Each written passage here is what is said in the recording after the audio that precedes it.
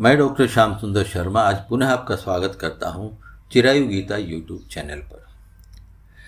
मनुष्य एक स्वार्थी और लोभी प्राणी है। वह सुबह शाम पूजा पाठ करता है और सब कुछ पाने की इच्छा रखता है। पूजा पाठ सुबह शाम होती है और सब कुछ पाने की इच्छा रखता है। कहता है हम तो सदा ही भगवान को मानते हैं। अरे मानते तो हो, किंतु भगवान को भी वैसे ही मानते हो, वैसे ही भजते हो जैसे नौकरी करने वाला 9 से 5 तक ऑफिस में काम करता है और घर आकर उसे भूल जाता है। किंतु उसका मालिक, उसकी कंपनी का मालिक अपनी कंपनी के लिए, उस कंपनी की उन्नति प्रगति के लिए सतत प्रयत्न करते रहता है और उसे उसका फल भी प्राप्त होता है। तो भाई, जब तुम जितना समय दोगे, जितना उसकी प्रगति में योगदान करोगे, उतना ही पाओगे, अधिक कैसे पाओगे। भगवान की पूजा उपासना में तुम थोड़ा सा नाम के लिए समय देकर भगवान को पूरा का पूरा पाना चाहते हो, जबकि तुम्हारा अधिक समय इस संसार के कामों में ही व्यतीत होता है।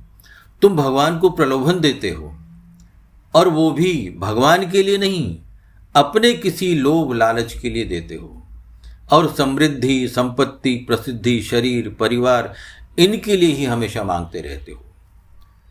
भगवान को तुम नहीं मांगते, भगवान से मांगते हो। श्रीमद् भगवद गीता में भगवान श्री कृष्ण ने स्वयं कहा है, अनन्य चेतः सततम यो माम स्मरति नित्यशः तस्याहं सुलभः पार्थ नित्य युक्तस्य योगिनः। क्या कहा उन्होंने कहा कि हे प्रथानंदन, अनन्य चित्त वाला जो मनुष्य मेरा नित्य निरंतर स्मरण करता है, उस नित्य निरंतर मुझमें लगे हुए योगी के लिए मैं सुलभ हूं, अर्थात उसको सुलभता से प्राप्त हो जाता हूं। भगवान यहां अपने भक्त के बारे में बात कर रहे हैं। कहते हैं कि एक भक्त ही ऐसा होता है जो भगवान को ही अपना मानता है और सदैव उनको स्वयं के पास देखता है। इसीलिए भक्त नित्य निरंतर भगवान में ही लगा रहता है। कैसे? क्योंकि भगवान को अपने पास देखता है, स्वयं के करीब देखता है, इसीलिए वह नित्य सदैव नित्य निरंतर भगवान में ही लगा रहता है। उसके मन में भगवान के अतिरिक्त कुछ और है ही नहीं, इसलिए उसका मन भगवान के अतिरिक्त कहीं जाता भी नहीं। कोई और हो तो कहीं और जाए, ऐसा कुछ है नहीं। इसीलिए उस भक्त को अनन्य चित्त वाला कहा है, क्योंकि उसके चित्त में भगवान के अतिरिक्त कोई और है ही नहीं। जब भगवान के अतिरिक्त कोई अन्य सत्ता है ही नहीं, तो वह भगवान का स्मरण करता नहीं, बल्कि स्वतः अपने आप ही उसे भगवान का स्मरण होते रहता है।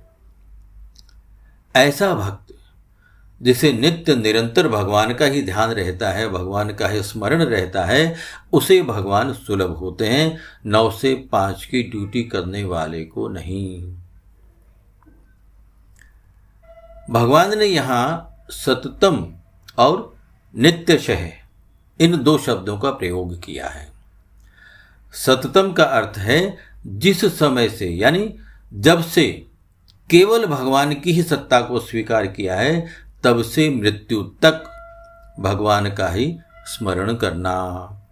और दूसरा शब्द है नित्यशः, जिसका अर्थ है जब से नींद खुले तब से गहरी नींद आने तक भगवान का ही स्मरण करे।